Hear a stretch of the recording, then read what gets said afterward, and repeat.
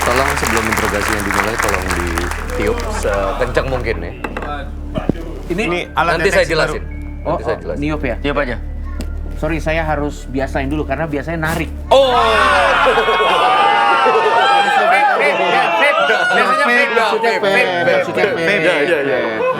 Ya. Memang agak susah biasa nyedot soalnya. Oke. Gimana hasilnya, Pak? Gimana? Bersih, Komandan. Oh. Dia udah nggak ada pengaruh benda-benda atau Biasanya kalau barang-barang. kotor tuh masih di sini. Iya, ini di sini. Residunya biasanya ada residu. Ini alat baru ya? Iya, ini buat ngetes. Boleh pinjam Pak Dika? Kayaknya komandan juga agak ragu-ragu ngomongnya. Komandan coba cek.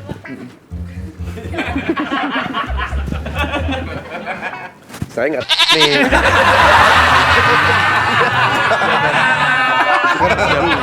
Siap dan siap. Ntar diambil ada yang baru buat komandan.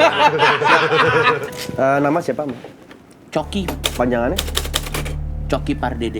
Yang suka konvoy rame-rame itu? Parade. Parade. Oh, ini enggak ya? Ini enggak ya? Kenapa Anda sampai nekat datang ke kantor lapor Pak hanya untuk bertransaksi joki skripsi? Ya, saya ada urusan tadi sama Pak. Iya, udah nggak usah menyebut. Dia kan ketangkepnya gara-gara joki skripsi. Ya, menyelesaikan apa yang belum selesai aja sih, Pak. Itu buat skripsi Anda sendiri atau Anda ngoper ke orang lain? Ada lagi klien saya. Sebenarnya dia nggak salah-salah banget kalau urusan itu. Mungkin karena ketidaktahuannya dia kalau ini. Tapi kan dia di dalam penjara. Masa Yang masih... bikin memberatkan dia adalah tadi dia berusaha menyuap kita, Komandan. Nah itu kena pasal 242. Apa tuh, Pak? Bunyinya. Barang siapa menyuap tanpa izin, itu bisa kelolodan. Oh iya benar. Tiba-tiba. Kaget. Oh iya. Izin dulu makanya. Mau disuapin nggak? Mau disuapin nggak? Kalau orang lagi main game tiba-tiba, masuk gitu. Agak bahaya. Masuk di sendok sama sabun lagi, aduh. Ya. Nggak boleh itu. Ya, sorry saya minta maaf Pak kalau gitu saya juga kan nggak mikir kalau bisa kelolodan tadi. Nah, ya, saya itu mohon dia. maaf Pak. Dan kali jangan nanya apa ya. Kan anda ngeluarin pasalnya, harusnya Anda tahu dong komandan. Tapi itu lucu. Lagi main pasal-pasal kayak paham. Dia ditembak kaget lah, dia biasa nembak kita. Lagi pilek nih. Urusannya apa? Anda bekerja sebagai komika betul? Betul Pak. Komika bertahun-tahun. Iya Pak. Kenapa nggak pernah bikin special show?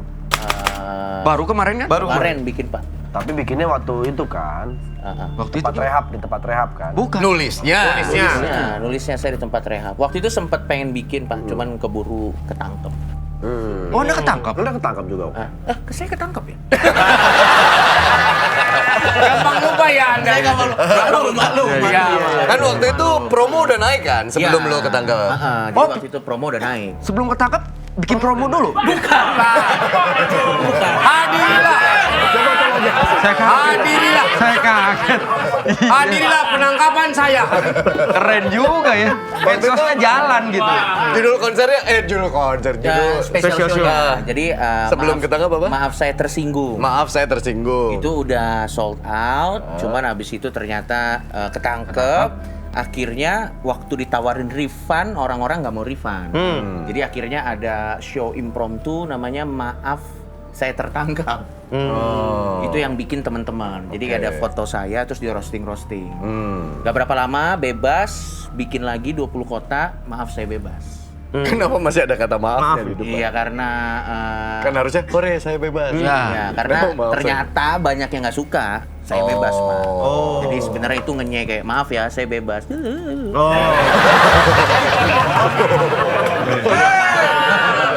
Ternyata banyak yang tidak suka Anda bebas. Betul. Tahu dari mana Anda? Dari komen Instagram saya Pak. Berarti Anda sadar betul bahwa Anda banyak haters Dari dulu sih ya. dari dulu ya? Sampai ada yang ketemu langsung, ada yang pengancaman gitu-gitu nggak? Musuh saya lumayan banyak sih ya, tapi kalau kayak gitu sih udah biasa. Ada, kalau pertanyaannya ada. Ada? Ada. sampai teror gitu. Ada. Lempar sarden palanya doang ke rumah. Kan teror. Kayaknya nggak nakutin dah kalau kayak gitu. Sarden lagi. Sarden Kalau kepalanya doang, kepala sarden, ke bawah kucing nih. Iya. Nggak sekalian pindang ikan lo tambahin. Tapi Anda dikenal sebagai komika satir, betul ya? Sepertinya sih begitu, Pak. Tapi dulu kan nggak gitu, Cok. Iya, Pak. Dulu saya pernah ada di satu masa dia ikut kompetisi, saya kebetulan bawa acara. Waktu itu masih komika absurd karena dari stand up Indo Depok. Depok. Terus tiba-tiba berubah genre ke main ke arah satir. Arah dark. Sebenarnya, joke. iya soalnya karena komedi kan kita main aman aja ada yang tersinggung. Jadi sebenarnya kalau konsepnya komedi sih kita main gimana aja ketersinggungan pasti ada. Kalau kita main aman tersinggung, main gak aman tersinggung, mendingan main gak aman. Sekalian aja gitu. Walaupun memang akhirnya platform-platformnya jadi terbatas. Sekalipun akhirnya saya masuk TV pun harus ada yang kaitannya dengan penjara-penjara juga. Iya. Benar juga ya. Belum ada ya, Anda masuk TV acara asuransi gitu belum ada. Belum ada. Acara asuransi. Siapa tahu. Iya.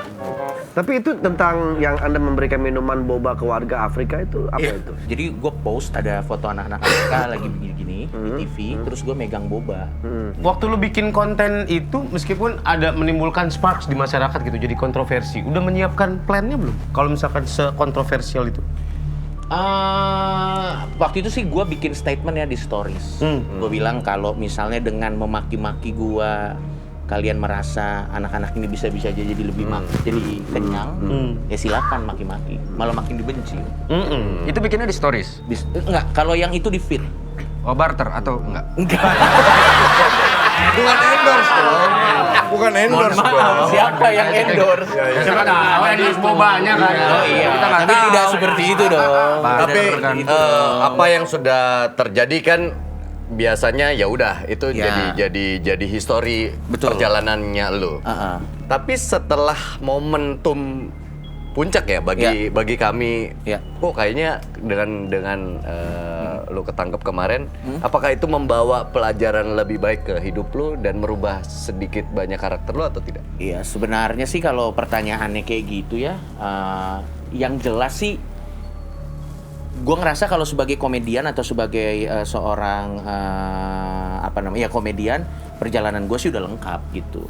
Dan sebenarnya itu buang-buang waktu aja sih. Kayak misalnya harus konsekuensinya lagi, harus ngikutin konsekuensinya lagi, apanya lagi. Pengen sih pengen, tapi masalahnya kalau misalnya itu diulang lagi kan itu buang-buang waktu lagi gitu. Harus spend di sini waktu yang sebenarnya paling berharga yang semua orang tuh punya. Berarti dengan lu berpikir seperti itu one step lu lebih baik nggak? Harusnya sih seperti itu. Cuman memang gue jarang mempresent diri gue. Saya tobat karena biasanya ngomong begitu-begitu ketangkap lagi. Ya!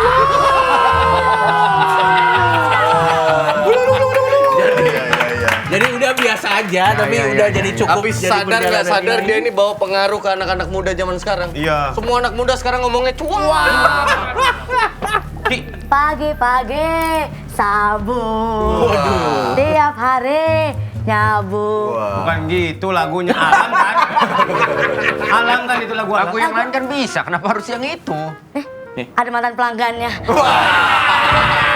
NSP lagu itu. NSP lagu Tadi itu. kan, tahu bang lagi itu bang? Tahu. Sabu ya? Tahu. Sarapan sabu.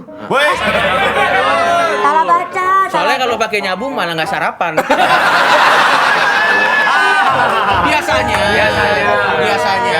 Biasanya sih gitu. Kan sepengalaman. Iya, Mohon biasanya maaf, sih gitu. Anda sepertinya masih paham.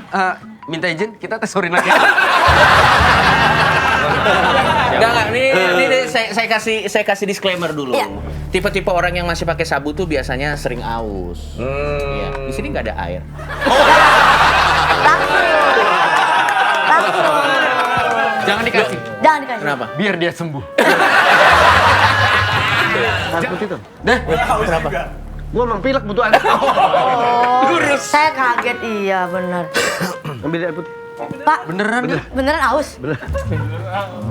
Aku lagi. Ada orang lagi syuting nih. Lagi pilek, kasihan. Nah, daripada orang minum tiba-tiba lagi syuting. Iya. Suara ada tuh orang minum tiba-tiba ada susu. Suaranya lagi bandeng, maaf ya. Iya. Ya, emang ada ikan di sini. Aduh. Diiyain kalau sini. Tapi Bang Coki, kali ini saya izin roasting ya. Boleh. Nah, abis roasting saya bantu lah ya. Saya bantu lah ya. Nama Coki Pardede. Ya. Kelakuan Coki Parade. Wah. Parade. Bikin malu. Dulu kan kalau kita tahu Bang Coki ini tandeman sama Tretan Muslim. Ya kan? Berdua terus tuh. Bikin konten berdua. Nge-MC berdua. Tapi pas digerebek kok sendirian. Lagian tapi dia yang salah sih. Iya, karena kan emang dari awal kontraknya itu kan bikin konten pinggir jurang. Malah jebur beneran. Hati-hati dong Bang.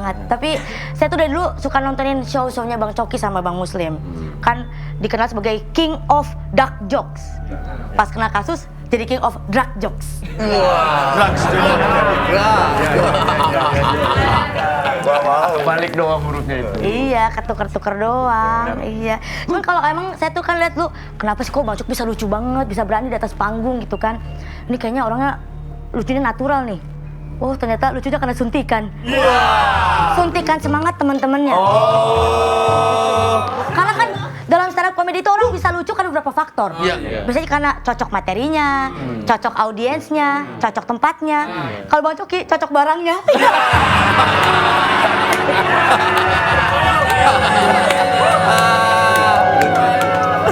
Tahu mantan masih keingetan? Yang mana nih? Enggak, kok Bang Coki keringetan?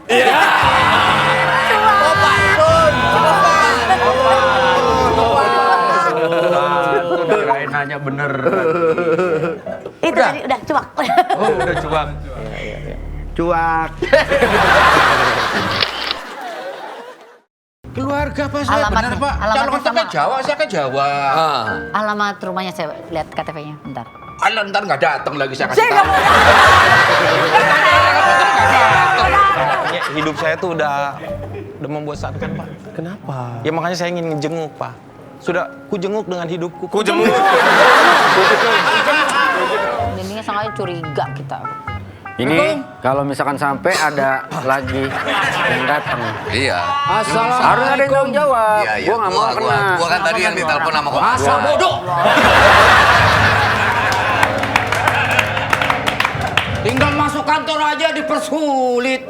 Bos keluarganya gimana? Gimana jadi? Coba jelasin tadi yang kalau ngadep- emang keluarga. Ya, ngademin, ngadepin tuh siapa? Kalontong. Nah, terus di bawahnya tuh ada Underpass. bukan underpass. Kiri ini sih. Eli Eboy. Bukan Eli ini. Eboy.